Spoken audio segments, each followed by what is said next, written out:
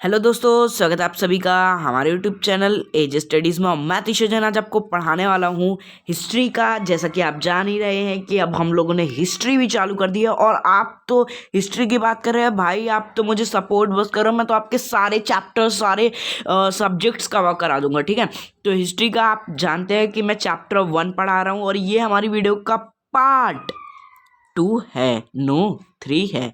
ठीक है, पार्ट 1 मतलब इंट्रोडक्शन और पार्ट 2 जिसमें मैंने आपको पहला टॉपिक पढ़ाया था वो मैंने आपको कल के कल ही अपलोड कर दिया था, विद इन हाफ आवर्स में ही मैंने आपको कवर करा दिया था। तो अब ये है पार्ट 3।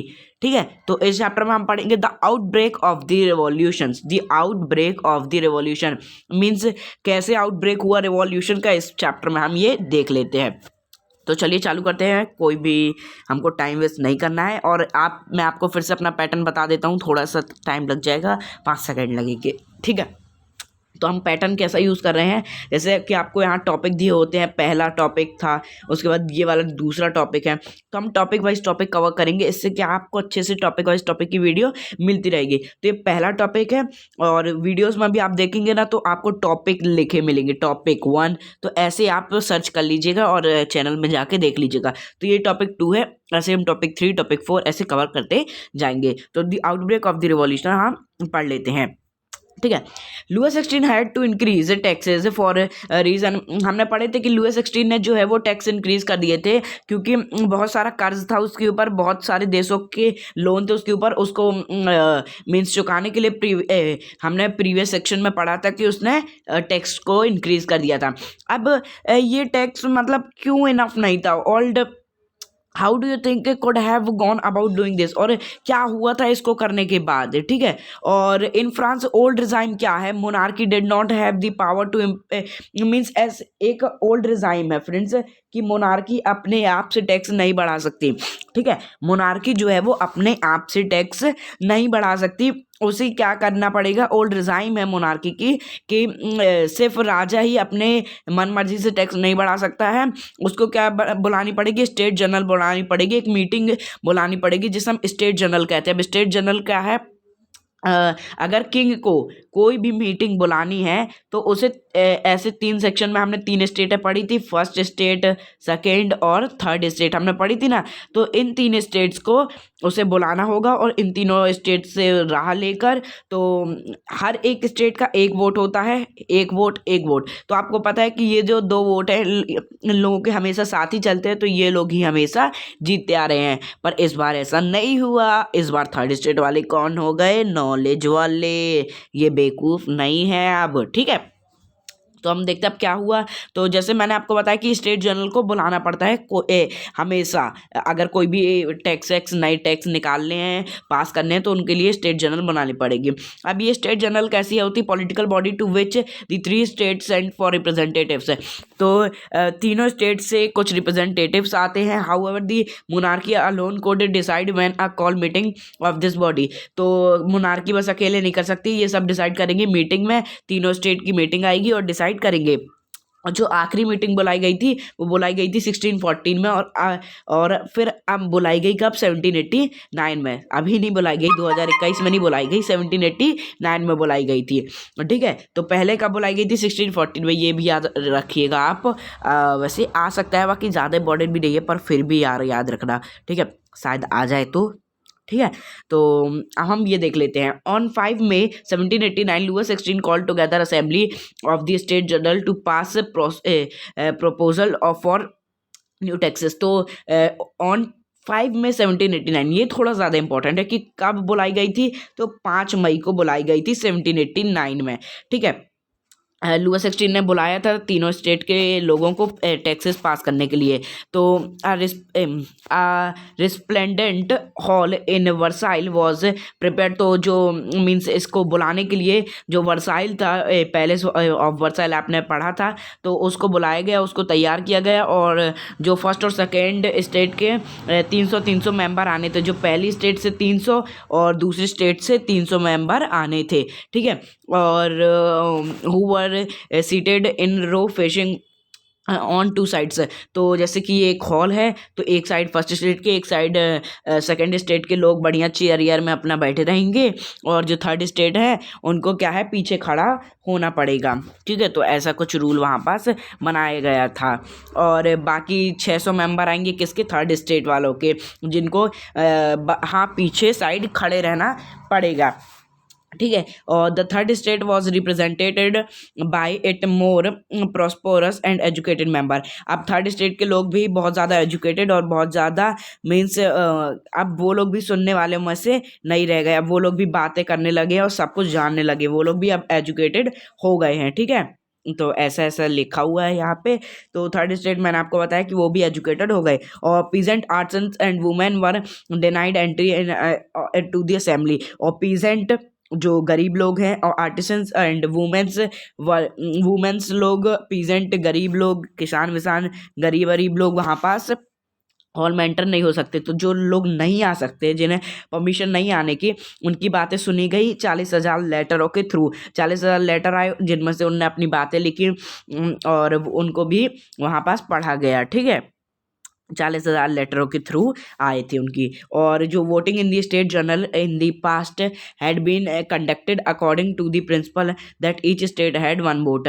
और मैंने आपको बताया था कि सारी स्टेट का जो है वो वन वोट होता है, पर this time to Louis 16 was determined to continue same practice. तो इस बार भी वो सेम ही चीज़ें कर रहा था कि हर मतलब सबका एक ही वोट होगा, मतलब सब स्टेट का एक वोट होगा। But member of third state demanded that voting now be conducted by the assembly as a whole. तो उन्होंने अब थर्ड स्टेट वालों ने डिमांड किया कि हर का एक वोट नहीं होगा, हर प्यूपल का एक वोट होगा, हर स्टेट का एक वोट नहीं होगा, हर प्यूपल का एक वोट होगा। सीधी सीधी बात है। तो अब उन्होंने ऐसी डिमांड की। This was one of the democratic principles put forward by the philosophers like Rousseau in his book. तो अब भाई उन लोगों के आपने मैंने बताया था कुछ फिलोसफर हैं, जैसे कि रूसो ने अपनी बुक में लिखा था, द सोशल कॉन्ट्रैक्ट वाली बुक में लिखा था कि सबका अधिकार है भाई, सबका एक वोट होना चाहिए, वन वोट होना चाहिए। ठीक है, और वैन दी किंग, अब भाई ये नहीं माने, किंग ने नहीं माना, उसने प्रपोजल को रिजेक्ट कर दिया। तो थर्ड स्टेट वाले लोग उठे और प्रोटेस्ट करते हुए, मतलब विरोध करते हुए असेंबली से बाहर निकल गए। सीधी बात है भैया, नहीं मानोगे हम नहीं मानेंगे। वो भी बाहर निकल गए। अब क्या हुआ भाई, थर्ड स्टेट वाले लोग बाहर निकल गए, और जो spokesman for the whole front nations, अब वो लोग बाहर निकल गए, और फिर मतलब मीटिंग रुक गई। On 20 June the assembly in the hall of the indoor tennis court ground of vessel. अब वो लोग 20 जून को मिले कहाँ पास, इंडोर टेनिस कोर्ट में। अब वो लोग भाई टेनिस खेलने नहीं गए थे, ये मत सोचना कि अब गुस्सा चढ़ी है तो चलो भाई टेनिस खेलेंगे, गुस्सा मारो उतर जाएगा, नहीं भाई। टेनिस कोर्ट में वो किस लिए गए थे कि नेशनल असेंबली बनाने के लिए वो टेनिस कोर्ट में गए थे वर्साइल के।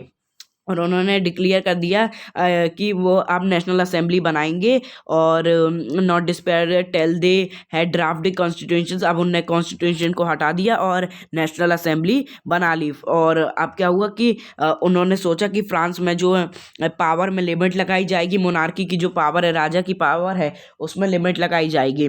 ठीक है, क्योंकि लिमिट लगाएंगे तभी तो पता चलेगा भाई, ये तो कुछ भी करना चाहे वो कर सकता है, ऐसा नहीं होना चाहिए। देव और मिराबू एंड अबिसीज, मिराबू वॉज बॉर्न, अब यहाँ पे देवर लीड बाय मिराबू। अब देखो मिराबू और अबिसीज इन लोगों को लीड कर रहे थे। और मिराबू वॉज बॉर्न नोबल फैमिली, मिराबू जो थे वो नोबल फैमिली से बिलोंग करते थे, फिर भी उन्हें लग रहा था कि जो फर्स्ट थर्ड स्टेट के साथ गलत हो रहा है, इसलिए वो नोबल्स होके भी किसका साथ दे रहे थे, लिबरल्स का और थर्ड स्टेट वालों का। ठीक है, but convinced of the need to do away with the social feudal privileges। पर फिर भी उनका साथ दे रहे थे वो लोग, फ्यूडल प्रिविलेजेस का साथ दे रहे थे। He brought out a journal and delivered powerful speeches of the crowds assembly at Versailles. तो वो अब अच्छी खासी स्पीच देते थे वर्साइल में, और वो भी उनका साथ दे रहे थे। अब वो लोग तो पढ़े लिखे होते ही थे, खैर अब वो भी थर्ड स्टेट वाले भी पढ़े लिखे हो गए थे। और जो अबिसियाज थे वो means abbesses originally priest wrote an influence pamphlets called what is the third state। उनने एक ऐसी जो अभी सियास थे वो मीन्स ऐसा लिखा था, उनने पैम्पलेट्स में ऐसा लिखा था कि थर्ड स्टेट क्या है, थर्ड स्टेट है क्या, ऐसा अपनी बुक में उन्होंने लिखा था। काफ़ी अच्छा लिखा था, मैंने तो पढ़ी नहीं है वैसे, सुना है बाकी। ठीक है। While the national assembly was busy, अब जो नेशनल असेंबली थी वो बिजी थी वर्साइल में मीन्स कॉन्स्टिट्यूशन बनाने के लिए। ठीक है। और the rest France seethed with a turmoil, अब ये लोग तो बिजी थे भैया अपना ड्राफ्ट बनाने में अपना कॉन्स्टिट्यूशन का, पर जो फ्रांस में है ना वो बहुत ज़्यादा हबड़ा तबड़ी सी मच रही थी, बहुत ज़्यादा सेवर विंटर थी, मतलब बहुत ज़्यादा ठंडी थी। तो अब मतलब ठंडी ज़्यादा है तो हार्वेस्ट खराब हो रही थी, तो प्राइस जो ब्रेड का प्राइस था वो बढ़ रहा था। ठीक है। प्राइस का ब्रेड का जो प्राइस है वो बढ़ रहा था और सिचुएशन है एंड होर्डेड सप्लाईज। तो अब जो लोग मीन्स जो बेचने वाले लोग थे वो अपने मतलब इकट्ठा करने लगे अपने सामान को, जिससे वो ज़्यादा प्राइस में बेच सकें। तो मतलब after spending hours in long queues at, अब क्या हुआ फ्रेंड्स, बहुत ज़्यादा टाइम बर्बाद होने लगा बेकरी में खड़े खड़े, मीन्स बेकरी में खड़े रहते थे वो लोग, बहुत ज़्यादा भीड़ लगती थी वहाँ, क्राउड होता था और वुमेन बहुत ज़्यादा गुस्से में आने लगी और उन्होंने मीन्स वो लोग शॉप के अंदर घुस गई और मतलब शॉप के अंदर घुस के हवड़ा तबड़ी मचा दी भाई, क्योंकि वुमेन बहुत ज़्यादा गुस्से में थी। और उसी टाइम पे जो है किंग ने जो ऑर्डर कर दिया था ट्रूप्स को कि वो पेरिस में आ जाएं।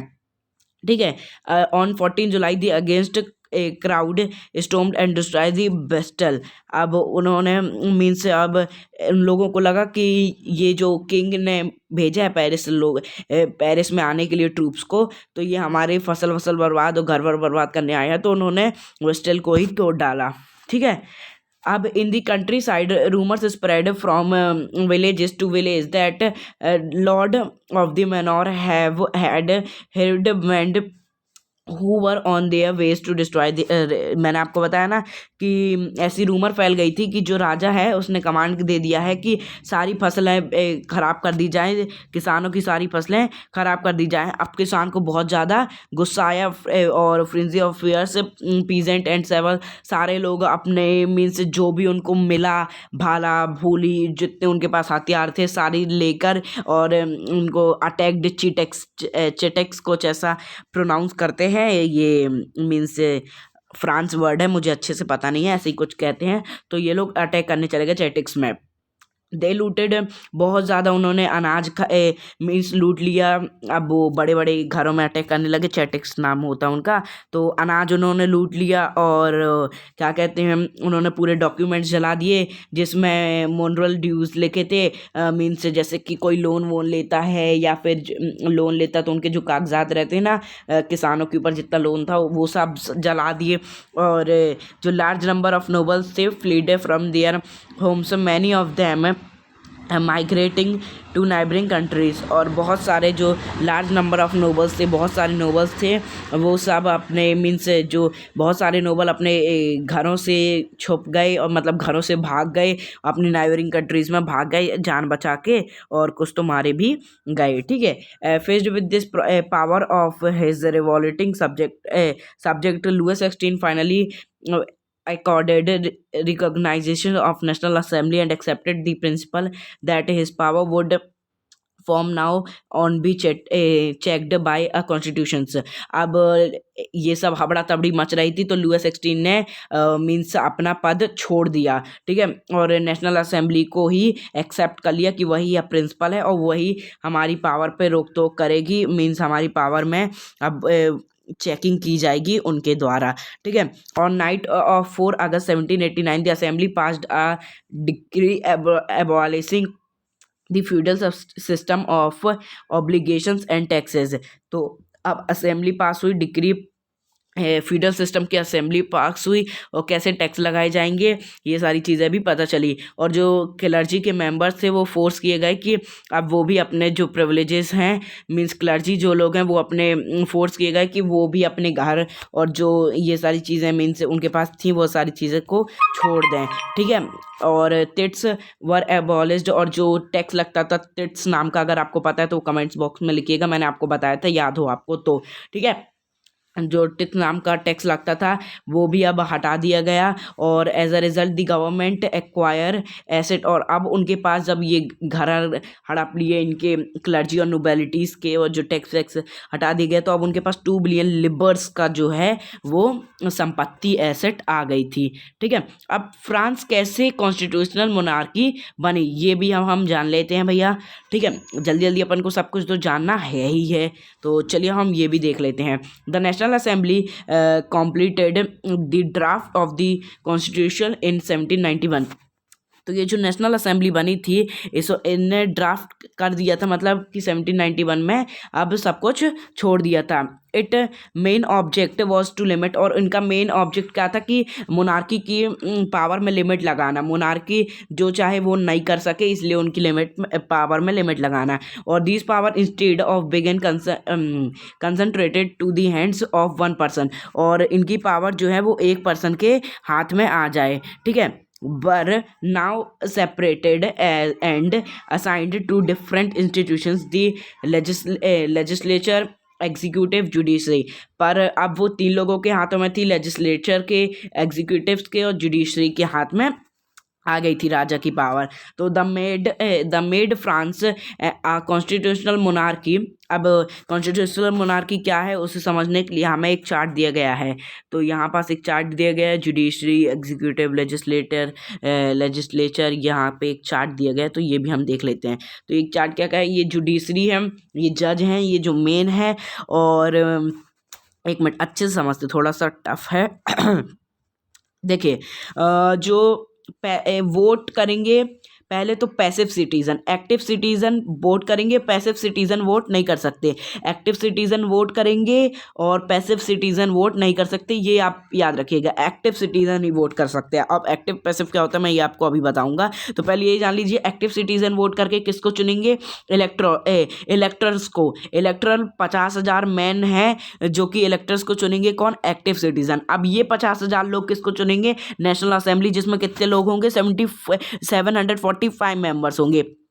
अब ये 745 मेंबर्स जो हैं वो किंग को चुनेंगे और किंग पे कंट्रोल रखेंगे, और मिनिस्टर को चुनेंगे, मिनिस्टर पे कंट्रोल रखेंगे। ठीक है, और इन सब का जो जज है, जिन्हें एक्टिव सिटीजन, मेन से सीधे ही एक्टिव सिटीजन एक और चीज़ को चुनेंगे जो कि जज, जुडिशरी, जो कि इन सब को गाइड करेगा। ठीक है, अब एक्टिव सिटीजन कैसे बन सकते हैं, पैसिव सिटीजन कैसे बन सकते हैं, मतलब पैसिव सिटीजन तो बने ही हैं, एक्टिव सिटीजन पैसिव से एक्टिव कैसे बन सकते हैं। तो फ्रेंड्स, पैसिव सिटीजन कौन होते हैं, जिनके पास राइट नहीं होता है वोट का। अबाउट 3 मिलियन जो हैं वो पैसिव सिटीजन हैं। अब कौन कौन है, वुमेन अगर है तो वो पैसिव सिटीजन में आएंगे, वुमेन वोट नहीं कर सकती। Children's and youth below 25 year, और जो 25 साल से कम की उम्र के हैं वो पैसिव सिटीजन में आते हैं। अब एक्टिव सिटीजन कौन कौन से जो कि वोट कर सकते हैं, अबाउट 4 मिलियन जो लोग हैं वो वोट कर सकते हैं। About 4 millions of a population of 28 millions, 4 million 28 million में से वोट कर सकते हैं। और पैसिव सिटीज़न में मींस आपको अगर आप 3 लेबर्स की वेजेस देते हैं तो आप एक एक्टिव सिटीज़न बन जाएंगे। ठीक है, और नहीं देते हैं तो आप पैसिव सिटीज़न कहलाएंगे। तो ऐसा कुछ सिस्टम चल रहा था। तो constituencies of 1791 vested the power to make laws in the National Assembly which is indirectly elected। तो अब आपने देखा कि कॉन्स्टिट्यूशन 1791 में जो पावर बनाई गई थी, ये नेशनल असेंबली कैसे बनाई गई थी, जो कि इनडायरेक्टली इलेक्टेड होती है। That is citizen votes for a group of election. Sorry, तो जो पीपल का ग्रुप है ये इलेक्टर्स को चुनते हैं। ठीक है, who is turn choose the assembly. अब कौन चूज करेगा असेंबली को, तो नॉट ऑल सिटीजन, सारे सिटीजन्स नहीं चुनेंगे। However had the right to vote, जिनके पास वो राइट टू वोट है, मीन्स जो वोट कर सकते हैं वही बस चुनेंगे। ठीक है, ओनली मैन अबव 25 ईयर्स, जो 25 साल से ऊपर के हैं वही वोट कर सकते हैं, ऑफ एज। और अगर 25 साल से ऊपर तो ठीक है, और अगर जो 25 साल से ऊपर हैं और 3 लेबर्स की, मीन्स जो 3 लेबर्स मिलकर कमाएंगे, उनकी अगर वेजेस उनके बराबर अगर वो टैक्स पे करता है तो ही वो एक्टिव सिटीजन में कहलाएंगे, और वुमेन तो बिल्कुल भी नहीं दे सकती। दे वर एंटल्ड टू वोटर्स।